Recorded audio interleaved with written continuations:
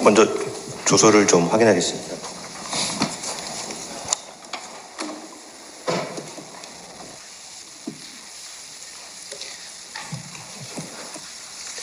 예, 증인 안보실장님 증인을 요청하겠습니다. 네.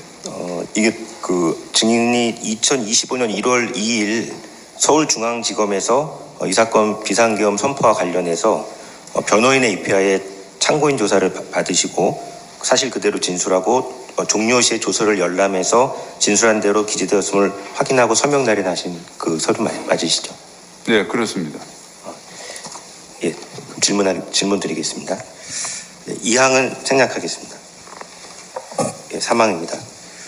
증인은 2024년 3월 말에서 4월 초순경 삼청동 안가에서 윤석열 대통령이 마련한 만찬에 김용현 당시 경호처장, 조태현 국정원장, 여인영 방첩사령관과 함께 참석한 사실이 있으시죠?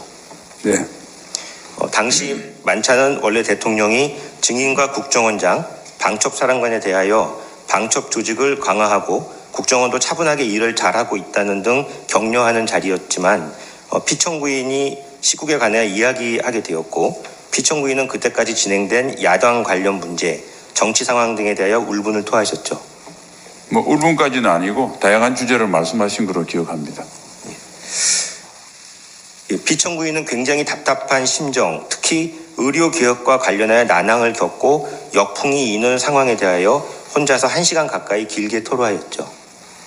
혼자서 길게라기보다 1시간 동안 주로 대화를 주도하셨고 저희들이 또 자유롭게 의견을 개진하는 그러한 자리였습니다. 예. 이런 과정에서 피청구인은 정상적인 정치 상황으로 가기 굉장히 어려워졌다 언급하면서 비상한 조치를 해야 하지 않겠느냐라고 발언하였죠. 네, 정확한 워딩은 기억나지 않은데 그런 취지의 말씀이 있었던 것으로 기억합니다. 예. 피청구인은 군이 나서야 되지 않느냐, 적극적인 역할을 해야 하지 않겠느냐라고 말하였죠. 네, 그런 말씀을 했던 것이 아니고 저를 보고 말씀하셔서 제가 그렇게 느꼈던 것 같습니다. 예. 증인은 그 당시에 비상한 조치, 또 군이 나서서 적극적인 역할을 한다. 이걸 어떻게 이해하셨나요? 여러 가지 말씀 중에 지나가시는 말씀을 하셔서 그냥 말씀하신 그 취지 그대로 받아들였습니다. 별도로 추가적인 생각은 안 했습니다. 그러니까 비상한 조치로 군이 나서서 적극적인 활동을 한다고 하면 그게 법률 개념으로 치자면 현행 법령상 어디에 해당하는 건가요? 법령보다는 과거의 경험으로 볼 때 군이 좀 현실 정치에 이렇게 역할을 하는 것 정도로 저는 그 분위기로 이해를 했습니다. 결국 계엄이나 이런 비상계엄이나 이런 것까지 포함하는 군의 정치 개입으로 생각하셨단 말씀이신가요? 그런 계엄까지 생각은 못했고 어쨌든 어떤 경우든 저는 그 적절치 않다고 이렇게 제 의견을 피력한 적이 있습니다. 예.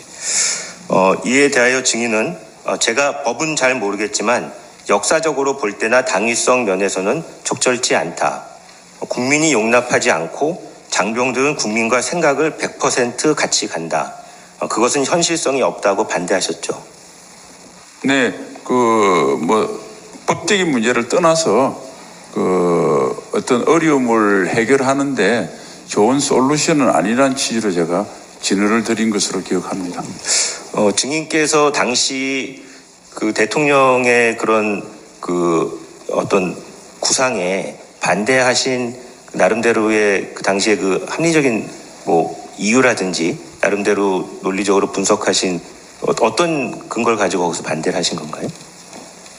구상을 대통령께서 밝힌 그런 정도는 아니었고 대화를 하면서 지나가는 말투로 그런 비슷한 말씀을 하셔서 그냥 듣고 별다른 말씀을 안 드리려고 하다가 아무래도 이제 저를 보고 말씀하셨기 때문에 저는 평소에 이제 제가 알고 있던 역사관 그리고 군나의 현실, 우리 국민의 정치 의식 등을 고려할 때 그러한 것들은 그렇게 썩 유용한 방법이 아니다 이렇게 말씀을 드렸습니다. 예. 그러면 그때 증인은 계엄의 요건인 전시사변, 그밖에 국가 비상사태에 해당하지 않는다라고 그렇게 판단해서 반대하신 건가요? 계엄이라는 건 생각을 못했기 때문에 그거는 적절치 않고 저는 뭐 비상하게 이렇게 조금 뭐 조치를 하는 것 정도로 이해를 했고 계엄과 관련된 생각은 하지 않았습니다.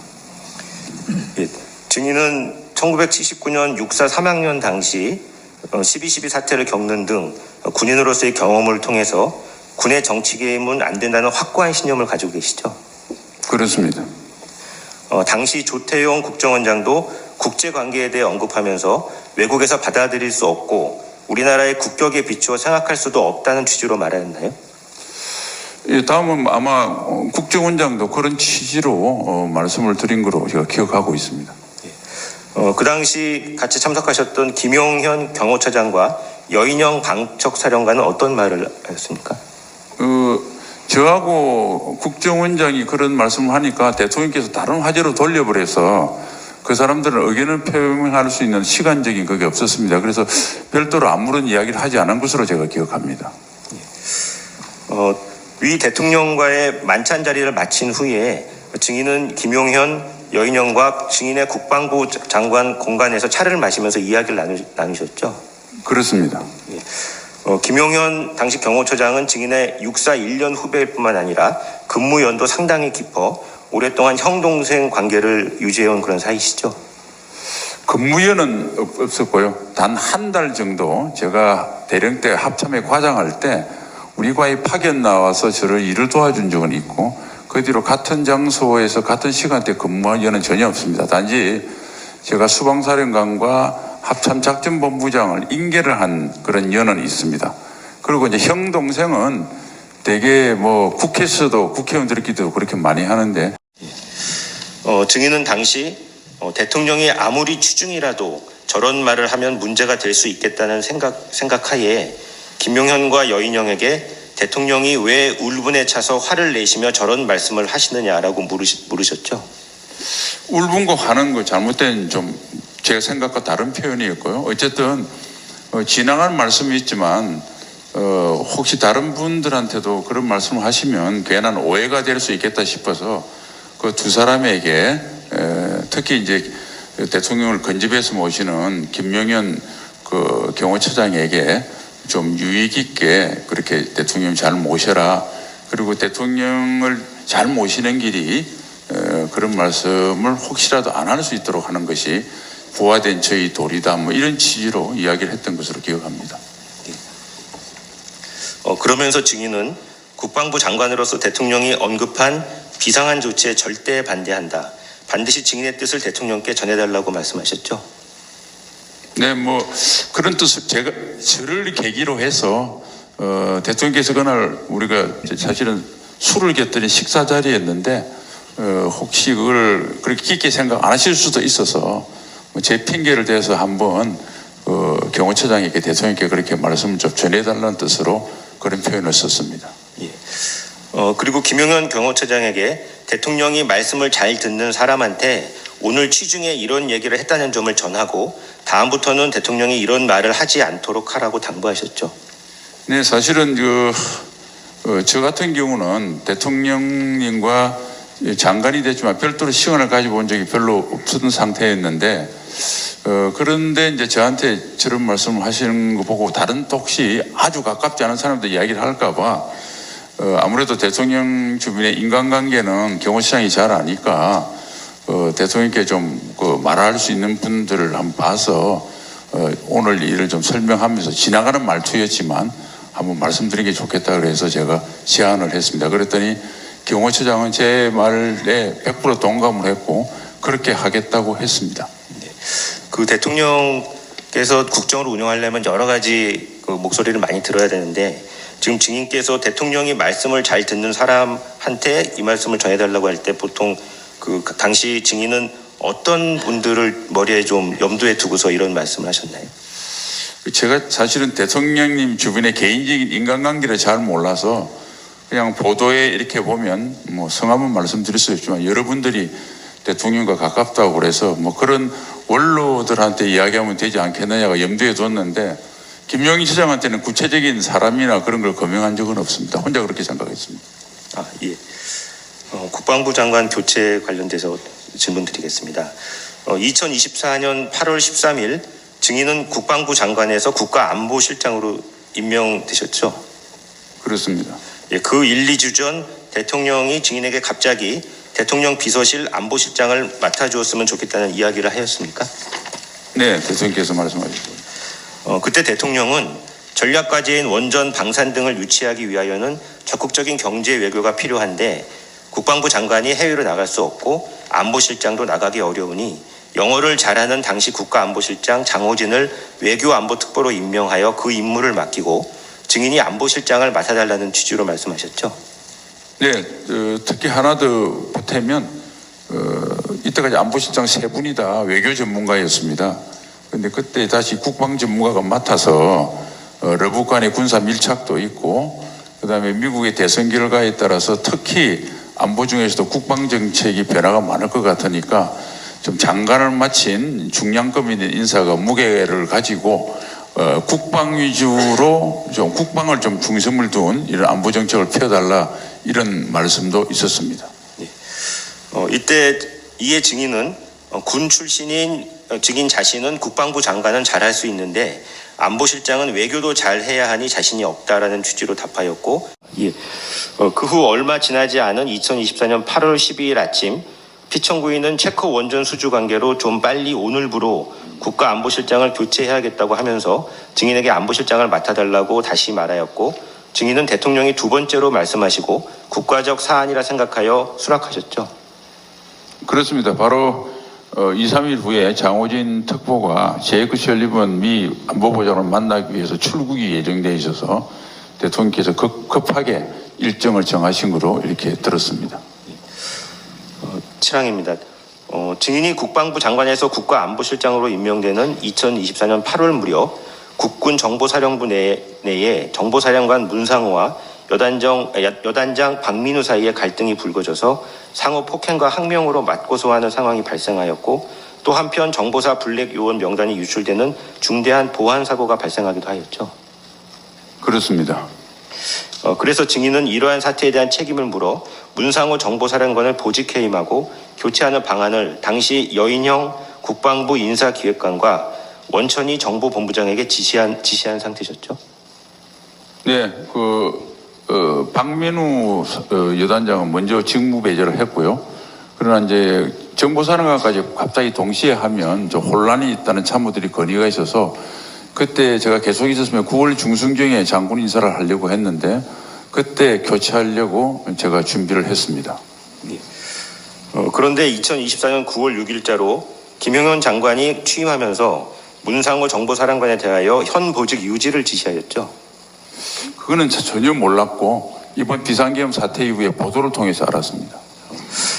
그리하여 결국 이번 비상계엄 사태에서 문상호 정보사령관이 노상원 전 정보사령관 등과 함께 제2합동수사본부 불법 구성, 선관위 침탈 등의 행위를 주도하는 결과가 되고 말았죠. 그건 뭐 수사와 재판을 통해서 확정될 사항이라 제가 답변드릴 사항은 아닌 것 같습니다. 예, 그 당시 언론 보도에 당시 그 문상호, 여인영 또 김용현으로 대표되는 충암파와 그다음에 증인과 박민우로 대표되는 국방파의 대립이 있었고 거기서 충암파가 승리해서 결국은 장관이 교체가 됐다 이런 보도들이 있었습니다. 증인은 거기에 대해서 어떻게 생각하시나요? 저는 뭐 그거는 근거가 없다고 생각하고 문상호 전 정보사령관은 충암고등학교를 나오지 않은 걸로 알고 있습니다. 예, 증인이 2024년 9월경 국방부 장관에서 안보실장으로 교체된 것은 이처럼 증인이 대통령의 비상계엄 선포에 적극적으로 반대하고 김용현 등에 의하여 계획 중이던 비상계엄에서 중추적 역할을 담당할 문상호 정보사령관을 교체하려고 하는 등 비상계엄 계획에 증인이 중대한 장애가 되었기 때문이라고 생각이 드는데 어떻습니까?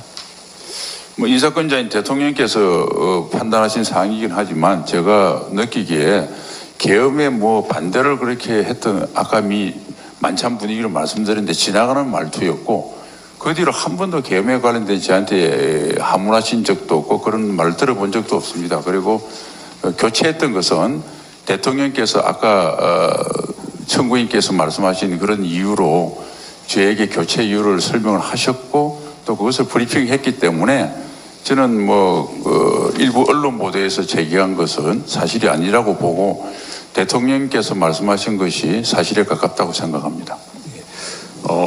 그 대통령실 국가안보실장은 군과 국방부를 담당하고 계시죠? 그렇습니다. 그러면 전시 사변이나 국가 비상사태에 따른 합법적인 계엄 선포 시에는 군과 국방부의 보고를 받고 또 참모로서 대통령께 조언을 드리는 역할을 하게 되죠. 그 계엄과 관련돼서 저희 국가안보실에 어떤 매뉴얼이나 과업은 없습니다. 그렇기 때문에 그것은 이제 만일 그게 계엄 상황이 계속 길게 되었으면 무엇인가 과업이 있을 걸 생각하는데 워낙 짧게 끝나서 별다른 과업 지시나 과업 연출을 하지 못했습니다. 이번 이렇게 짧게 끝난 계엄을 말씀드리는 게 아니라 일반적인 전시 사변하에 그 합법적인 계엄이라고 한다면 당연히 군과 국방부가 국가안보실장을 통해서 대통령께 보고드리고 또 안보실장이 대통령의 최측근 참모로서 대통령께 조언을 드리고 의견을 드리고 하는 것이 정상적인 것이 맞죠? 아닙니다. 계엄 사무업무는 계엄사령관으로 임명된 사성 장군이 국방부 장관을 통해서 대통령께 보고하는 구조고 저희한테 중간에 보고하는 경우는 없고 혹시 대통령께서 저에게 하문하셔서 챙겨보라고 하는 과업 지시가 있으면 챙기게 될 겁니다. 그래서 우리 안보실에는 계엄과 관련된 어떤 사업 사무 분장이 없습니다.